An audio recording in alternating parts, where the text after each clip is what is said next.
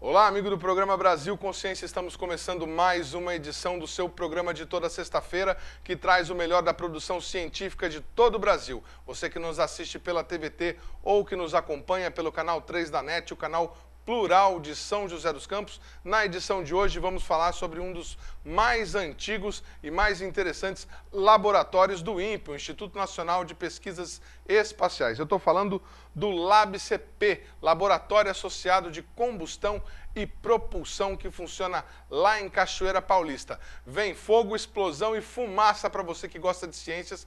Fique ligado. Para nos ajudar a entender o funcionamento desse laboratório e todas as suas linhas de pesquisa, está aqui conosco o chefe do laboratório, o Fernando de Souza Costa. Obrigado, Fernando, por ter atendido o nosso convite. E eu já começo lhe perguntando, esse laboratório, ele era em São José dos Campos, mudou para Cachoeira Paulista, por quê? Vocês queriam ficar sozinhos lá no meio do mato? Bom, primeiramente eu queria agradecer o convite, a oportunidade de poder apresentar as nossas atividades. O nosso laboratório de combustão e propulsão ele foi criado na década de 60 e se estabeleceu como INPE em São José dos Campos. Depois, devido às suas características de atividades com propelentes e material explosivo, viu-se a necessidade de instalá-lo num local mais isolado, preferencialmente entre montanhas, né, e que permitisse que a gente fizesse todos os testes necessários. E, então, o laboratório foi transferido para Cachoeira Paulista, em torno de 1979, e estamos lá até hoje. Bacana. E por que o INPE precisa de um laboratório de combustão e de propulsão? Bom, primeiramente, quando se pensa em área espacial, as pessoas logo associam a foguetes, né? E o INPE é o órgão do Programa Espacial Brasileiro responsável pelo desenvolvimento dos satélites. E esses satélites, para permanecerem em suas posições corretas, apontando para a direção certa sobre a Terra, ou na direção do Sol ou da Lua, ou qualquer astro celestial, ele precisa de sistemas que controlem a sua posição. E você utiliza sistemas de propulsão muitas vezes, né? Então, o INPE incumbiu o Laboratório de Combustão e Propulsão de desenvolver sistemas de propulsão para satélites.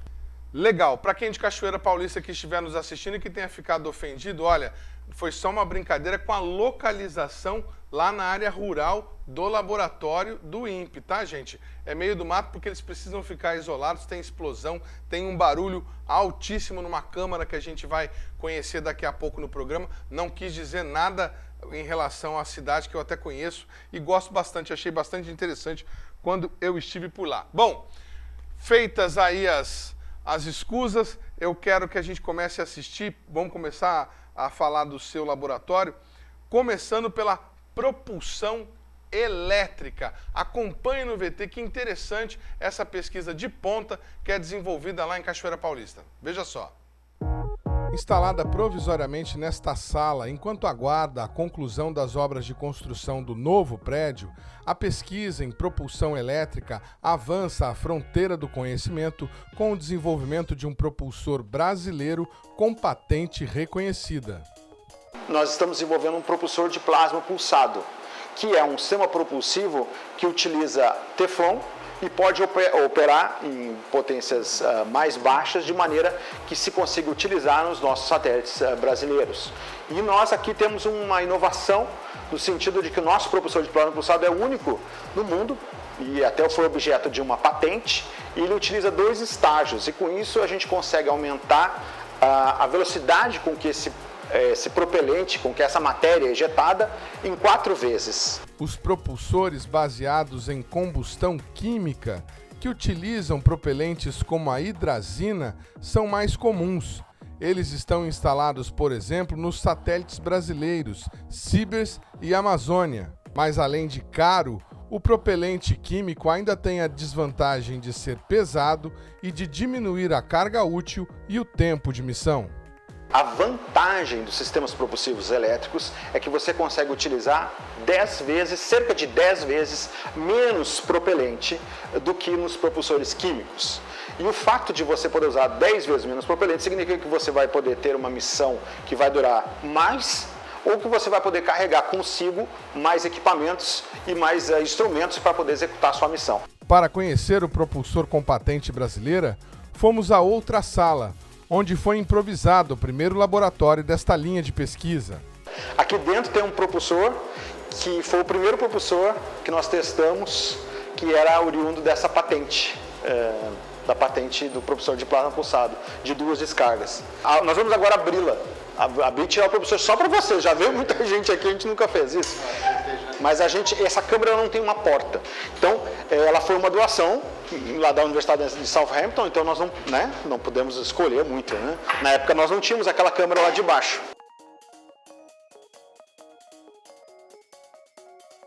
Essa parte aqui da frente é o propulsor em si, né? O resto é a fonte que alimenta. E esses sistemas aqui são sistemas que medem a corrente.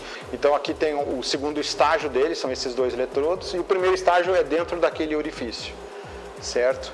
Isso aqui tudo, obviamente, que depois de desenvolvido, vai numa caixinha de alumínio fechada, né? O mestrado do Chico foi fazer essa montagem, fazer toda a fonte e fazer o teste de operação dele. Nós tivemos também que fazer todo um trabalho matemático para podermos viabilizar a captura. Você conseguiu o empuxo através de fórmulas matemáticas. A criação da patente e o desenvolvimento do propulsor não encerram a pesquisa, que agora irá buscar novos estudos para comprovar a sua eficácia. Quer dizer, não basta apenas ter o propulsor de plasma inovador, nós precisamos também medi-lo e verificar qual é realmente a eficiência do funcionamento dele. Para isso nós tivemos que construir um outro instrumento que não existia à venda, que é a balança de empuxo para propulsores de plasma pulsado. E a nossa balança de empuxo também é inovadora, porque ela conta com um sistema de calibração que foi desenvolvido aqui, que também não tinha em nenhuma outra balança que foi testada propulsores elétricos, não tinha sistema de calibração rastreável, inclusive, e nós temos também um freio magnético para poder estabilizar a balança depois de cada medição, que são 2 coisas inovadoras que só a nossa balança de empuxo tem, pelo menos que nós tenhamos notícia. Balanças muito semelhantes foram desenvolvidas na Europa, na Inglaterra e na Europa, algumas balanças. Porém, elas não tinham sistema de calibração eletrostática e nem do freio magnético, né? Então, nós chegamos a cogitar a possibilidade de comprar uma delas, mas o valor que nos deram era muito caro, era bastante caro, e nós não tínhamos recursos.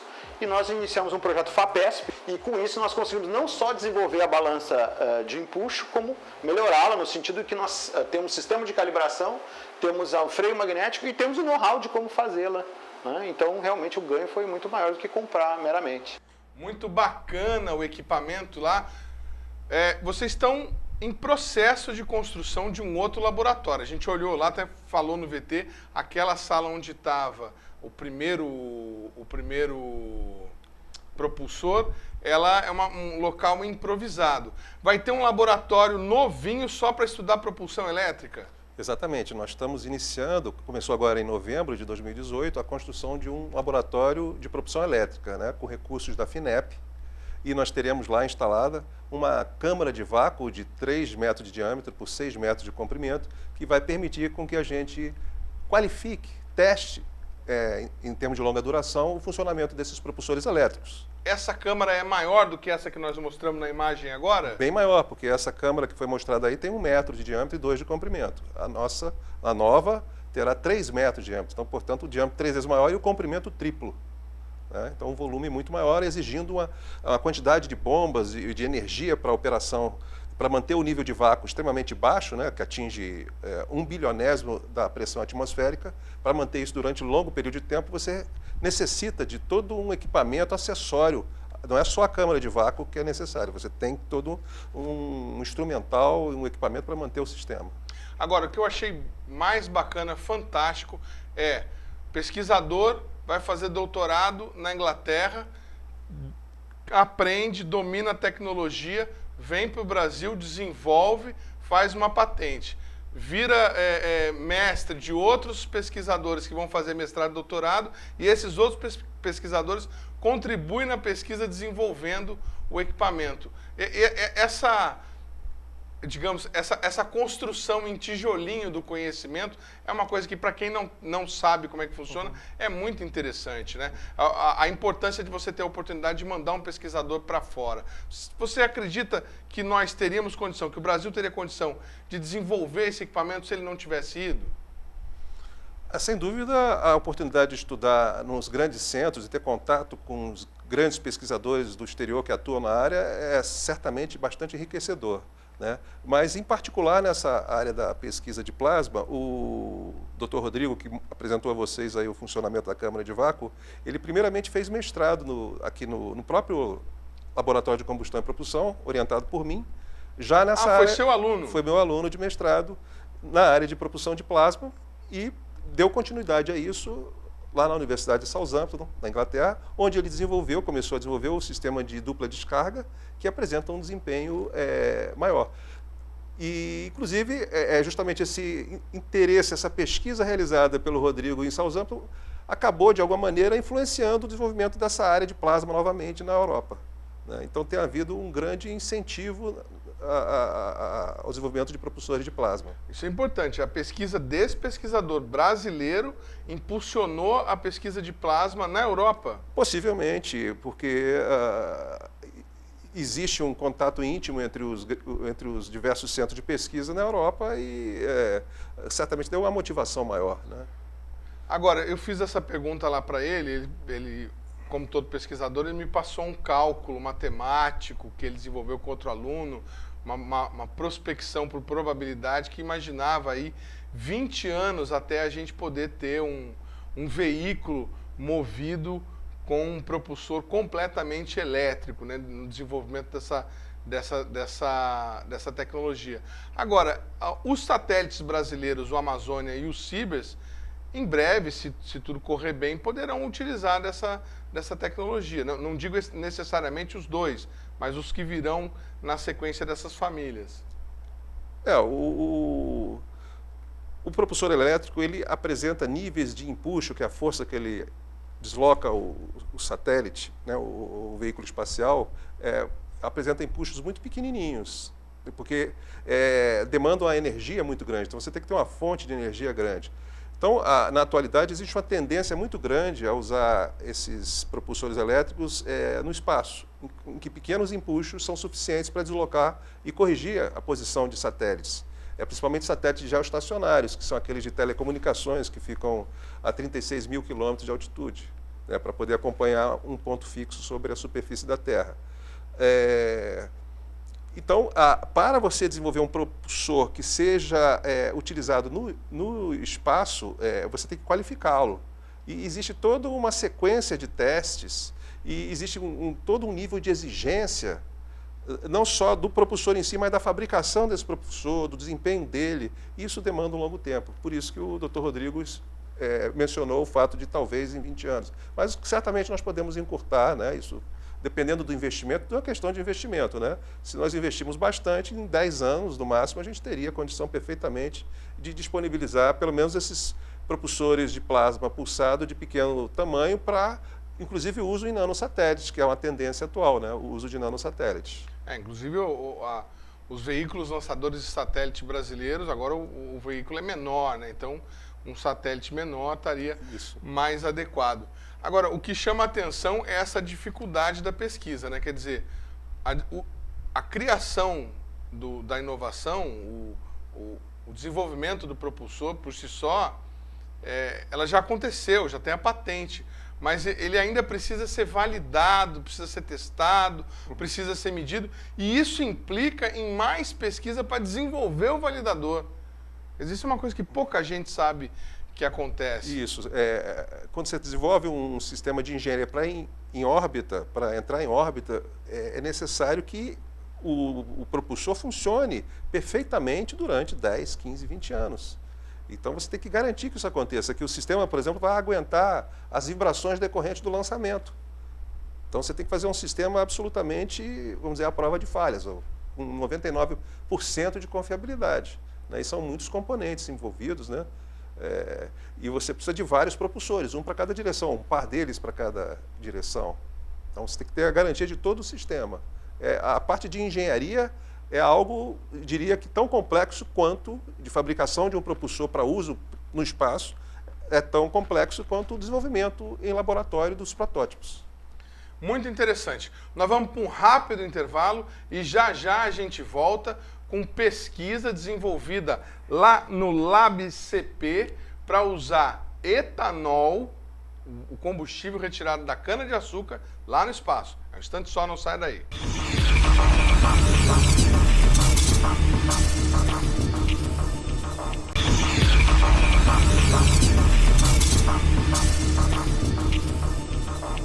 Segundo bloco Brasil Consciência de volta hoje falando do LabCP, o Laboratório Associado de Combustão e Propulsão, que fica lá em Cachoeira Paulista, na sede do INPE, lá naquela cidade. Bom, nós estamos aqui com o nosso amigo Fernando Souza Costa, que está nos explicando sobre o laboratório que ele também dirige, e nós vamos direto para um VT sobre os propelentes limpos. O INPE está tentando desenvolver combustível de foguete, de satélite, a partir de etanol. Foguete é um modo de dizer, pode ser usado, mas inicialmente eles estão pesquisando para satélite. Vamos ver no VT. Meu nome é Ricardo Vieira, eu trabalho no laboratório de combustão e propulsão há mais de 30 anos e eu trabalho no desenvolvimento de combustíveis para motor de foguete.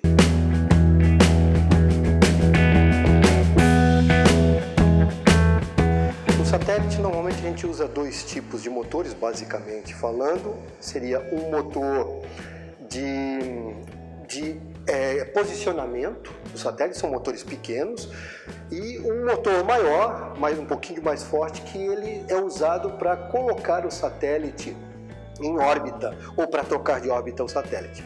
Normalmente, os motores pequenos, motores de posicionamento de satélites, eles são motores a monopropelente.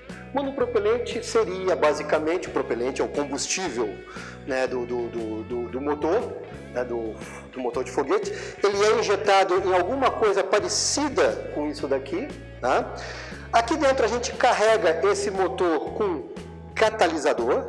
O catalisador é desenvolvido no laboratório, é uma espécie de material cerâmico recoberto com um óxido metálico.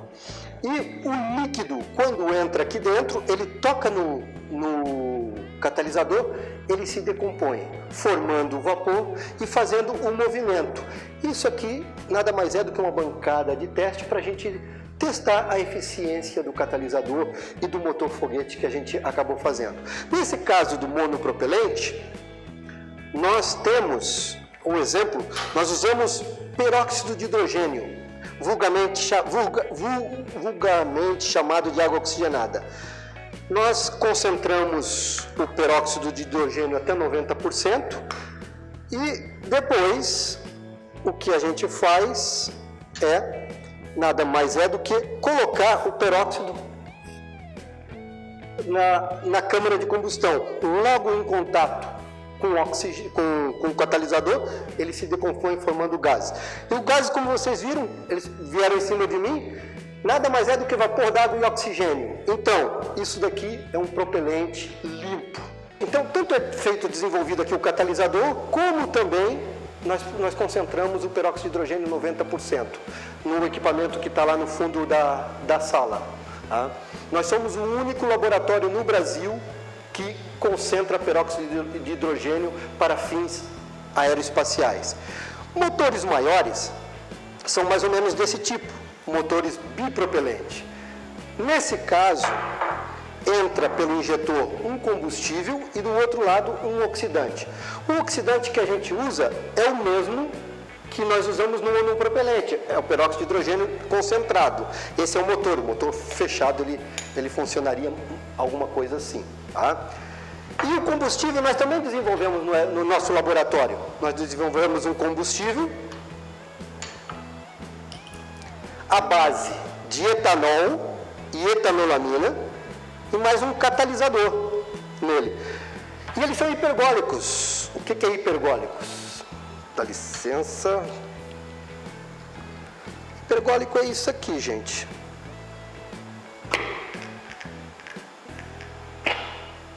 Ou seja, o combustível em contato com o oxidante, ele entra em combustão normalmente sem a necessidade de faísca.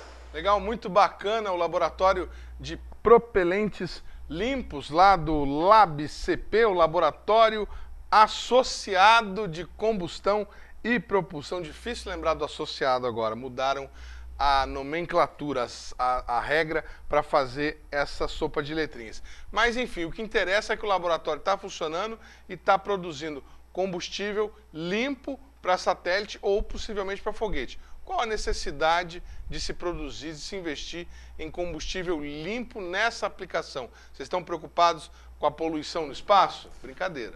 Bom, existe uma tendência mundial pelo uso de combustível limpo, não só na área espacial, mas principalmente na área aeronáutica. Na área espacial, na Europa, por exemplo, está se aventando a possibilidade de proibir o uso da hidrazina.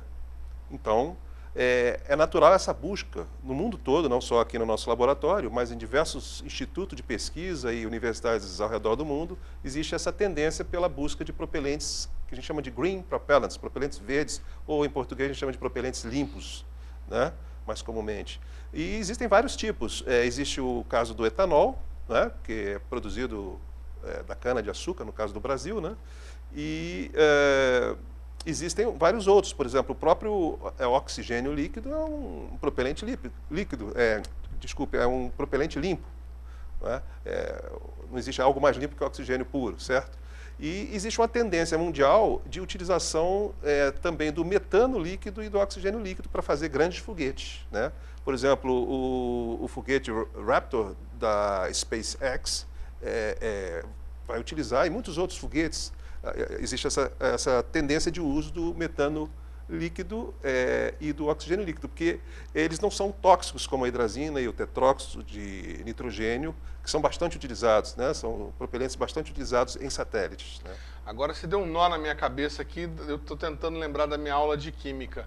Como é que a gente tem oxigênio líquido? Você tem que resfriá-lo, é o que se chama de um propelente criogênico. Você coloca ele a poucos Kelvin, né? Você armazena ele a temperaturas baixíssimas, comprime ele e você consegue liquefazer o oxigênio. Né? Então você armazena em tanques no foguete, no caso o oxigênio como oxidante e o metano líquido como combustível. Né? Aí você injeta na câmara de combustão. Nesse caso não é um par hipergólico, você precisa de um sistema de ignição, né? E da ignição daquele sistema você tem um grande desempenho e o caso do metano líquido, a vantagem também é que ele não, vamos dizer assim, contamina as paredes da câmara de combustão, né? Não bloqueia a passagem dos gases. Bom, isso que nós mostramos aqui nesse momento é estudo. Em que momento que nós vamos estar pronto para usar essa tecnologia? Bom, isso depende de uma questão de oportunidade, não é? O uso do etanol já começou até com a bomba V2, né, na Alemanha, o primeiro foguete, né, construído, assim, prático, utilizava etanol. Se eu não me engano, o CTA, o Centro Técnico Aeroespacial, também já empregou etanol como propelente para foguete no Brasil. Então, na verdade, ele já foi utilizado. Agora, essa mistura do etanol com a etanolamina e mais um catalisador, formando um par hipergólico, é realmente absolutamente novo. Né? Que daí não precisa de nada para dar a faísca, a ignição. Exatamente. Um encontra com o outro e já... O simples contato desses, que a gente chama de propelentes, o combustível oxidante para foguete, os propelentes, o simples contato deles já propicia a ignição. Isso facilita, simplifica muito o projeto e o funcionamento do propulsor, do foguete. Mas, insistindo na pergunta, Para a gente usar isso aí nos nossos próximos satélites, tem a família Sibers que vai continuar, o Amazônia foi pensado para ser uma família também, para que essa tecnologia nacional possa ser empregada, por exemplo, no Amazônia, que é 70% nacional. Nós temos como estimar um prazo para essa pesquisa estar concluída? Veja bem, tanto o Sibers quanto a plataforma multimissão do INPE, eles foram projetados para a utilização de um único propelente. Monopropelente. A hidrazina, né, que é decomposta por um catalisador. Então, todo o sistema funciona com um único fluido. Ao passo que, neste modelo de sistema, está se usando o etanol e a etanolamina. Né? Então, você tem dois fluidos separados, em tanques separados. Então, isso implicaria em toda uma mudança da estrutura. Você tem que projetar, então, todo um sistema propulsivo e um satélite adequado para o uso de bipropelentes. Agora, quando a gente estava lá conversando, o pesquisador falou para a gente, a hidrazina, o quilo, custa... Caríssimo, 200, 300 dólares. O quilo. Aí o equivalente que está sendo pesquisado vai custar em litros, em quilo, equivalente a R$5, R$10. Isso é uma economia... Perfeitamente. Brutal, né? E a questão também da toxicidade. Você lidar com hidrazina é uma coisa muito perigosa, muito tóxica e explosiva, né? Já o etanol, nós lidamos com etanol nos nossos carros, então não tem esse perigo todo, né? E não tem uma toxicidade muito elevada. Ele não é tão corrosivo, né? Se cair na pele. Exatamente. Então, essa é mais uma vantagem do uso de propelentes limpos. Né? Você poder manipular e trabalhar com eles de uma maneira mais eficiente e mais segura. Bem bacana. Bom, enquanto eles estão lá pesquisando novos combustíveis ou novos propulsores, o laboratório de combustão e propulsão também presta um importante serviço para o país. Eles têm lá instalado um equipamento de ponta, o único no hemisfério sul, capaz de fazer os testes necessários, os testes nos motores necessários para poder enviar satélites ao espaço. Vamos acompanhar no VT como é que é esse laboratório. Meu nome é Aguinaldo, trabalho no INPE fazem 22 anos, sempre aqui na área de propulsão, sempre aqui no banco de testes com simulação de altitude, onde nós estamos agora.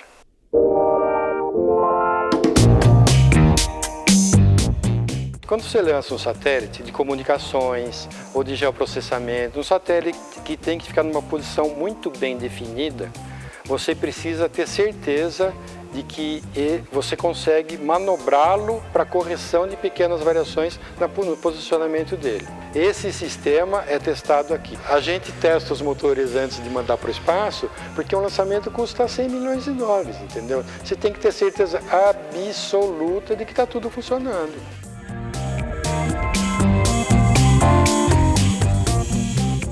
Então, aqui nós temos que simular as condições de trabalho da missão do satélite quando ele está em operação plena, que é fora da atmosfera. O satélite vai ficar em vácuo. Ele vai ficar com uma pressão, 1/10 milésimo da pressão atmosférica normal que a gente está agora. Tá? 10 a menos 4 atmosferas. Tá?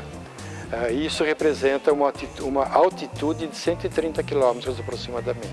Medir o empuxo, ver todas as temperaturas, ver o consumo de combustível, enfim, ver qual é a vida que aquele satélite pode te fornecer. Isso daqui é um propulsor de 200 newton. 200 newton são mais ou menos 20 kg de empuxo. É um empuxo bem razoável. A quantidade de gás que ele gera, 200 gramas por segundo, é mais ou menos o volume de gás que 10 carros trafegando pela Via Dutra a 100 km por hora lançam na atmosfera. Todo esse gás, essa imensa quantidade de gás, tem que ser extraída da câmara de maneira que você ainda mantenha 1/10 milésimo de pressão atmosférica lá dentro. Uma vez preso naquele anel fixo, as linhas de propelentes, que são os oxidantes e os combustíveis, são ligadas a ele e em seguida a gente faz a instrumentação. O nosso sistema de coleta de dados consegue captar 64 canais de dados uma velocidade de até 10 mil pontos por segundo, é muito, é muito.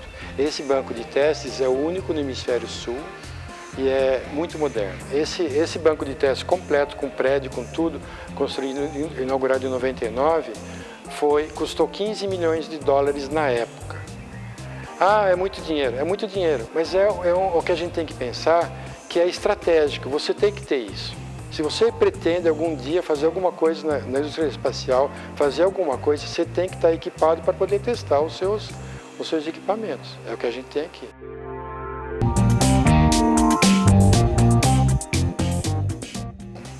Os propelentes que você usa no motor parecido com esse são extremamente tóxicos. Nós estamos falando de tetróxido de nitrogênio, que é esse tanque que está aqui, e estamos falando de monometilhidrazina, que são aqueles outros tanques. Aqueles tanques têm um produto que cancerígeno ao extremo, e esse daqui, se você respirar, você pode morrer imediatamente. Quando estamos testando, esses tanques estão pressurizados. Não fica ninguém aqui, além de ter um barulho ensurdecedor, não fica ninguém aqui por motivo de segurança. Nós ficamos na sala de controle, que é um outro alojamento, um outro espaço aqui ao lado. Essa sala é uma sala segura, com pressão positiva. Aquela parede que nos separa do banco de testes tem 1 metro de espessura de concreto. A gente não tem nenhum contato físico com o banco de testes durante os ensaios. A equipe tem controle absoluto de tudo que está acontecendo lá dentro, do grupo de vácuo, que como foi mostrado, do grupo de vácuo da sistema de aquisição de dados, do próprio funcionamento do motor. Nós temos dos tanques de propelentes, todos os equipamentos de lá são controlados a partir daqui. Lá não fica ninguém.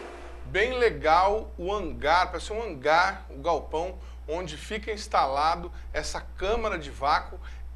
A gente tentou mostrar ali, colocamos uma imagem de baixo, é um equipamento muito grande, bastante complexo e que, pelo que me disseram, quando está funcionando, faz um barulho, né, que dá para ouvir lá em Cachoeira Paulista.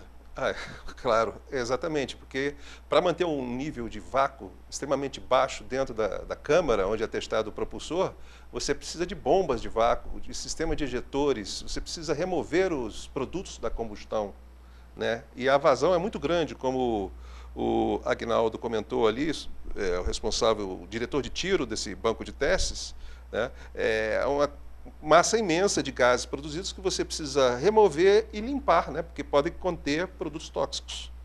Agora, ele falou ali do investimento e da questão do país precisar ter um equipamento como esse, se desejar manter pesquisas espaciais, mas assim, o que nós já testamos de propulsor ali? Além dos nossos propulsores, o que o pessoal por aqui está desenvolvendo, a gente já prestou serviço, por exemplo, para algum outro país ou para alguma empresa?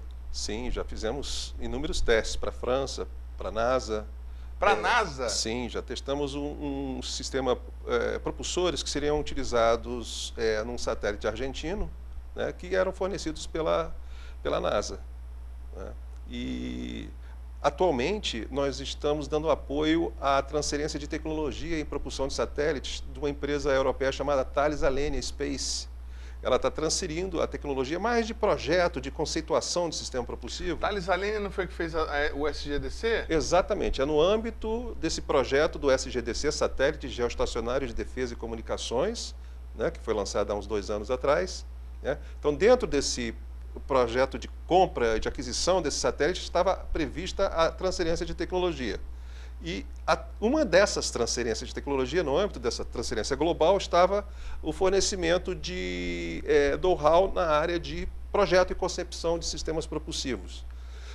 Então, a firma brasileira Fibraforte, que fica aqui em São José dos Campos, mandou seus engenheiros para a França. Os engenheiros da França vieram aqui em São José, continuam vindo aqui em São José dos Campos e estão justamente apoiando o desenvolvimento de um novo sistema propulsivo, usando hidrazina, né, propulsores pequenos, de 1 newton de empuxo, né, mas muito adequados para o controle de posição e de atitude, que nós chamamos. Atitude é a orientação em relação, né, aonde está apontando o satélite. E nessa transferência de tecnologia, a Fibraforte foi além. Ela desenvolveu todo um sistema propulsivo, está desenvolvendo, justamente muito estimulada pela própria Thales Alenia, né? E nós, lá no laboratório de combustão e propulsão, nesse banco de teste de propulsores, nós estamos testando esse sistema propulsivo, esses novos micropropulsores desenvolvidos basicamente com a tecnologia já conhecida pela fibra forte, né? Eu acho que, de maneira geral, eu gostaria de salientar isso aqui, que esses processos de transferência de tecnologia funcionam, via de regra, quando a empresa brasileira já possui o conhecimento, ou 90% dele, mais ou menos, pelo menos, né, para que tenha sucesso, né? Não, acho muito difícil a gente não saber de nada de um assunto e você transferir pagando, você não vai absorver nada. Você não conhece absolutamente nada sobre o assunto. Mas esse é um dos serviços que nós estamos prestando vamos dizer, esse projeto de transferência de tecnologia, ele é gerenciado pela Agência Espacial Brasileira, né? Então nós estamos prestando serviço para a Agência Espacial e para a empresa brasileira, a Fibra Forte e a Thales Alenia. O Aguinaldo falou ali no VT que o propulsor de 200 Newton elimina um volume de fumaça semelhante ao de 10 carros andando a 100 km por hora na Via Dutra. Pergunta de leigo: para onde vai essa fumaça no espaço? Não responde agora não, responde depois do intervalo. A gente volta no instante só. Fica aí.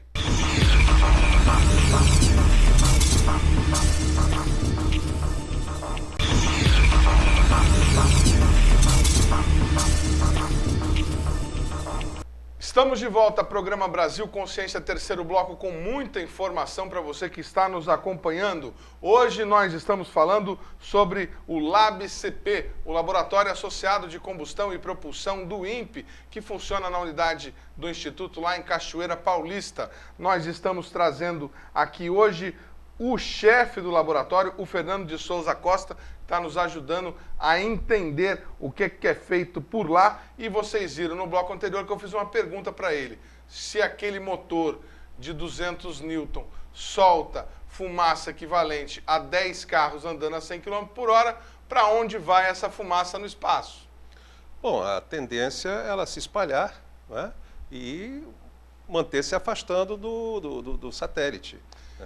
Eventualmente pode entrar em órbita de algum planeta, ou da Terra, né, se estiver na proximidade da Terra. A gente segue poluindo o espaço, então. É uma poluição, mas como o espaço é infinito, né, aparentemente, então... Até onde se sabe não tem problema nenhum. Então tá ótimo. Legal. Bom, vocês viram no último bloco também, nós mostramos aquele laboratório, na verdade, um local para testes, né, dos propulsores, aquela grande câmara, parece uma grande panela de pressão.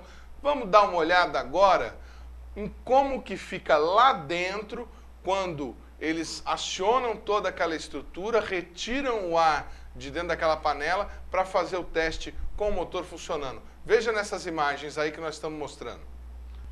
Bom, parece então essa luz inicial, fica tudo claro lá dentro.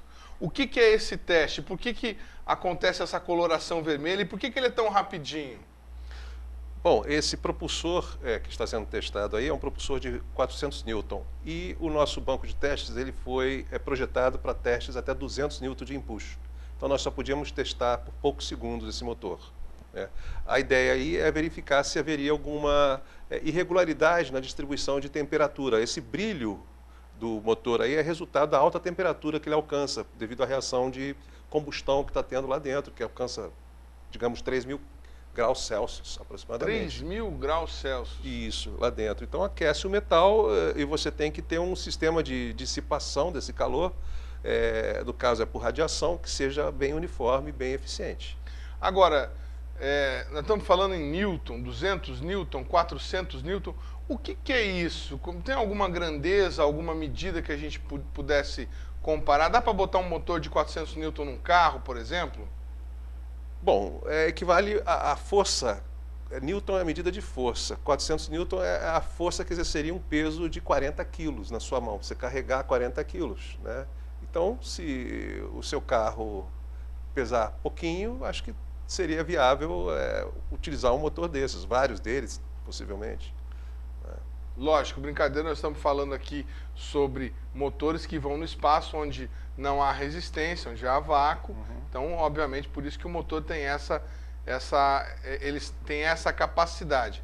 Agora, depois desse teste feito, esse teste lá na Câmara de vocês, aí vocês devolvem um modelo de teste para o INPE e falam, ó, tá, para o cliente, para o INPE, tá ok, pode voar. Isso também implica em algum tipo de documentação com reconhecimento internacional? Vocês dão uma certificação para aquele produto, ó, tá aprovado no nosso laboratório?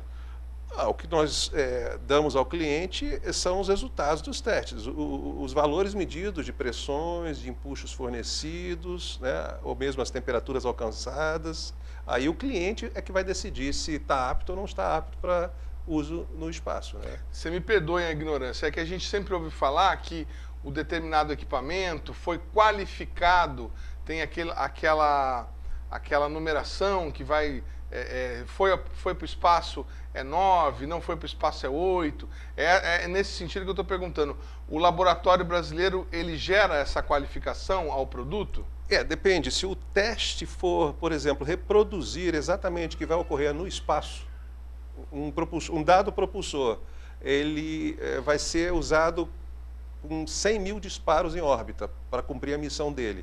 Se você reproduz e o teu propulsor continua tendo aquele nível de empuxo, aquele nível de pressão que você espera, ele está qualificado. Precisa fazer os 100 mil disparos para saber que ele tá funcionando direitinho? Sim, se naquela missão requerer os 100 mil. Em outras missões basta um único disparo, mas que dure, por exemplo, 1 hora, aí você faz o teste.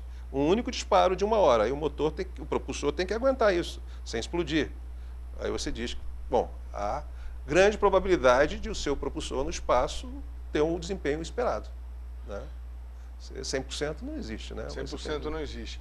E quando uma empresa privada precisa, por exemplo, a SpaceX, fazer um teste desse no laboratório de vocês, ela paga alguma coisa para o laboratório, paga para o governo? Como é que funciona isso? Sim, a gente faz um contrato e a empresa paga ao INPE. Paga ao INPE? Isso. Esse dinheiro normalmente vem para o próprio laboratório, né?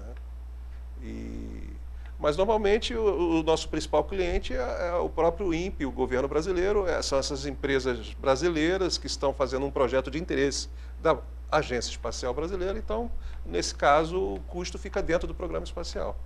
Muito bacana. A gente que tem ido em alguns institutos, aí não conhecemos todos, aliás, não conhecemos nem 5% dos institutos de pesquisa brasileiros, a gente tem visto aí alguns deles, em alguns casos, com problemas, dificuldade de reposição de pessoal, falta de recursos para pesquisa, mas lá em Cachoeira Paulista, no instituto aqui do nosso amigo, as coisas estão indo bem. Eles estão fazendo uma reforma, uma modernização e uma ampliação de diversas estruturas. Acompanhe no VT.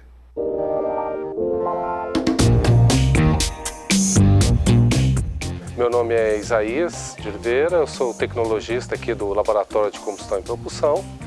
E a obra que nós estamos vendo aqui é uma obra de construção de um laboratório para análise de propelente e inspeção de motores. Essa obra ela faz parte de um projeto, que é o projeto PropSat, que foi submetido pelo Laboratório de Combustão e Propulsão, junto à FINEP, né, para adquirir esses recursos, né? Esta obra iniciou em agosto do ano de 2018 e a previsão é para agora, em começo de março, estar finalizando, fazendo a entrega do prédio.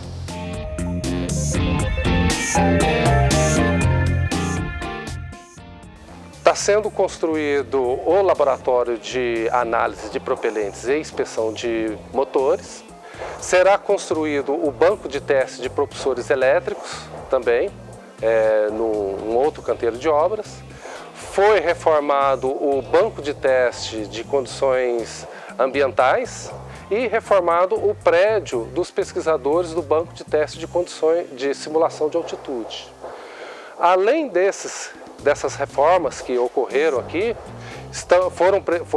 ocorreram também as melhorias no sistema de vácuo do próprio banco de testes, né, de condições de simulação de altitude, melhorias no sistema de aquisição de dados da sala de controle dos ensaios de testes de motores com simulação de altitude, como também melhorias e também no sistema de controle do banco de testes de condições de simulação de atitude. Ao todo, esse volume de recursos financiados, ele é próximo de 8 milhões. Obras a todo vapor lá pelo LabCP, Laboratório Associado de Combustão e Propulsão. Qual que é o valor total do investimento em toda essa modernização que vocês estão fazendo? Bom, o valor total desse projeto de atualização das nossas instalações é de 14 milhões de reais.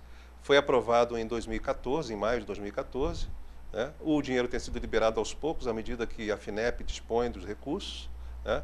Então, nós já estamos finalizando algumas das obras, né? Que é, por exemplo, o Laboratório de Inspeção de Propulsores e Análises de Propelentes. Estamos iniciando a obra do Laboratório de Propulsão Elétrica e já finalizamos a reforma do nosso banco de testes em condições ambientes e finalizamos praticamente essa semana o outro banco de testes, o prédio de pesquisadores do banco de testes com simulação de altitudes.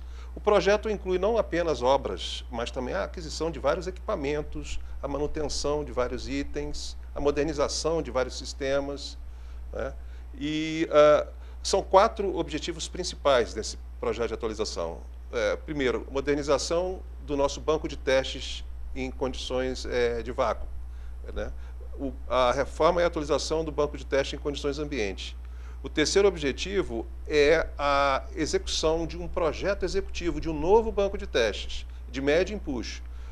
Esse banco de testes seria responsável por testar propulsores de maior empuxo, até 1.200 Newton, que poderiam ser utilizados como motores de apogeu de veículos lançadores para colocação de satélites geoestacionários em órbita. Né? E também para testes de motores de rolamento, ou motores auxiliares de foguetes e lançadores, ou para eventuais outras missões extraordinárias. Talvez o Brasil um dia faça uma missão até a Lua, até Marte. Então, alguns desses motores poderiam ser aproveitados. Tá? Então, esse terceiro objetivo é apenas realizar um projeto executivo. Posteriormente, a gente pretende lutar por recursos para a construção do banco em si. E o quarto objetivo do projeto PropSat, de atualização do nosso laboratório, é justamente a construção do primeiro banco laboratório de propulsão elétrica do país, né? Todo equipado, com câmara de vácuo de grande porte, etc., para testes e qualificação, desenvolvimento e pesquisa também de propulsores elétricos, né? Que seriam propulsores iônicos, propulsores de plasma, propulsores de efeito Hall. Na verdade, existem infinitos tipos de sistema de propulsão possíveis de serem desenvolvidos e estudados. Os elétricos poderão ser testados nesse banco novo que nós estamos iniciando a construção agora. O elétrico foi o que a gente viu no primeiro VT do programa de hoje, aquele que teve o desenvolvimento de um propulsor com patente reconhecida para o Brasil. Agora, a gente, nessa área de ciência, a gente está acostumado com pouco recurso, né? A gente está acostumado com o Instituto reclamando que está faltando dinheiro para pesquisa. Vocês estão tendo um investimento. Esse investimento visa alguma aplicação imediata? Por exemplo, o LIT nosso aqui em São José está sendo ampliado para integrar o SGDC. Vocês lá estão visando alguma coisa específica ou o laboratório está sendo preparado para o futuro? Bom, nós já temos condição de testar os propulsores se forem utilizados propulsores químicos, nós poderemos testar esses propulsores químicos do SGDC. Se esse SGDC, a nova versão, for totalmente elétrica, nós certamente poderemos testar propulsores elétricos que venham a ser instalados nele. Então, vai depender Quer dizer, nós temos os recursos e vai depender da opção que for adotada pelo país. Nós temos condição de nos candidatarmos a fabricar algum desses subsistemas, desses sistemas? Para o SGDC?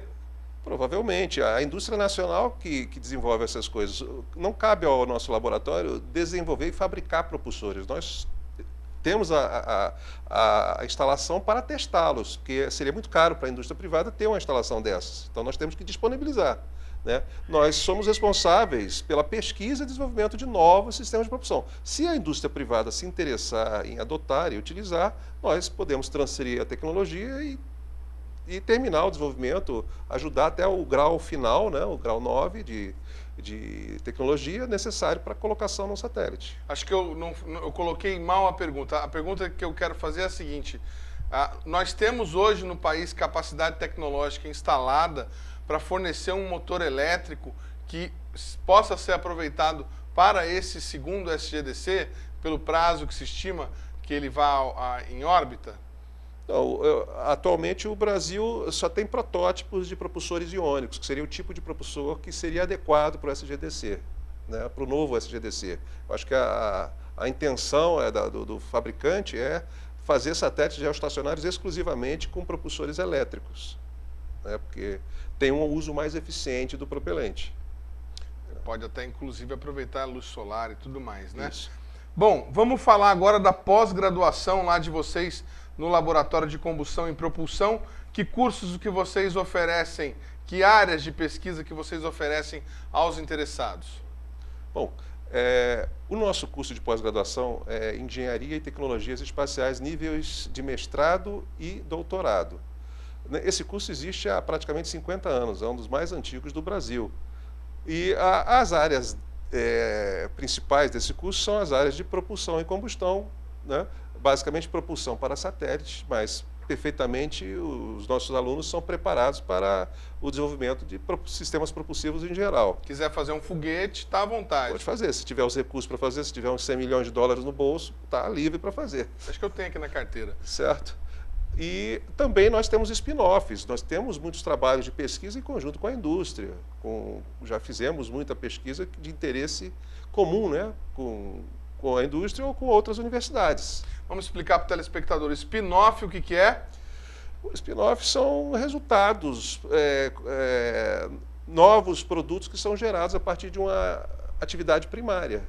São outras atividades resultantes daquela primeira. Vamos dizer que você mira num bicho e acaba acertando em outro. Exato. Aquela tecnologia que é, a princípio, utilizada para o setor espacial pode ser aplicada no setor industrial. Por exemplo, catalisadores, digamos, usados para satélites. Você, mudando um pouco, claro, o tipo de catalisador, você pode aplicar na indústria petroquímica, né? Nós temos também essa linha no laboratório de desenvolvimento de catalisadores, né? Basicamente para a área espacial. Né? Mas esses são os spin-offs que já saíram lá do seu laboratório? Tem muitos catalisadores, materiais que foram desenvolvidos em conjunto com a Petrobras. Nós tivemos projetos com a Petrobras, estamos tendo projetos com a Petrobras, por exemplo, o desenvolvimento de uma tocha de plasma para limpeza de poços de petróleo, né? É toda uma tecnologia que veio do nosso conhecimento na área de plasma. Foi muito bacana para mim, gratificante, conhecer o laboratório, não fazia ideia de que estava acontecendo pesquisa daquele jeito aqui, tão pertinho aqui de São José dos Campos, no Brasil. Bacana mesmo, obrigado, viu? Muito obrigado a vocês. O nosso programa vai ficando por aqui, nós voltamos em uma semana com mais um programa inédito falando sobre a produção de ciência no Brasil. Você fica agora com o comentário de Renata Belzunces e, na sequência, a programação da TVT e da TV Plural. Obrigado pela sua companhia e continue conosco. Assine nosso canal no YouTube, Brasil Consciência. Se você preferir, também pode conferir a nossa programação, todos os nossos programas lá no Facebook. Rádio CT, Programa Brasil Consciência TV. Um abraço para você, meu amigo. Fique com Deus. Tchau, tchau. No início desse ano, a população brasileira foi surpreendida, e em especial a população do Vale do Paraíba, com a agressividade da General Motors com relação aos termos propostos pela companhia para negociar a continuidade da operação de sua fábrica em São José dos Campos. Em boa parte, essa proposta reunia os elementos da reforma trabalhista aprovada em 2017, como terceirização irrestrita e trabalho intermitente, por exemplo, mas haviam ainda mais termos. Na sequência, a Ford anuncia o fechamento de sua operação no ABC Paulista. Os brasileiros começam a se perguntar qual é o futuro da indústria automotiva instalada no país. Essa pergunta é mais que justa, mas não tem resposta simples. É necessário pontuar, em primeiro lugar, que já é parte da estratégia negocial dessas companhias disputar as melhores condições de trabalho e de localidade, ou seja, disputar custos menores de mão de obra e maiores benefícios onde estão instaladas ou onde possam vir a se instalar. Essa competição hoje, ela tem o tamanho do planeta. ela é uma competição global. A sensação hoje comum é que essas companhias devem permanecer no país, tanto pelo tanto que já receberam de benefícios, que foram muitos ao longo de várias décadas, como pela importância que elas têm no dinamismo local, na geração de empregos e no fomento dos desenvolvimentos regionais. Mas também esse quadro coloca uma oportunidade dolorida da gente discutir se a gente quer a indústria automotiva da maneira como ela está, ou seja, em que o desenvolvimento dessas companhias, em que os cérebros dessas companhias continuam todas em suas matrizes sem virem ao Brasil, ou se a gente também quer ter um outro papel na divisão internacional do trabalho com a presença das montadoras. Um outro elemento também que se faz necessário discutir, e essa é possível que seja uma boa oportunidade quando nós estamos nos questionando a respeito do futuro da indústria automobilística, como é que a gente pensa essa indústria com relação à mobilidade urbana. Nos países centrais, as empresas não têm lucrado menos ao inovarem em soluções para a melhoria da mobilidade. O Brasil também não mereceria esse mesmo tratamento?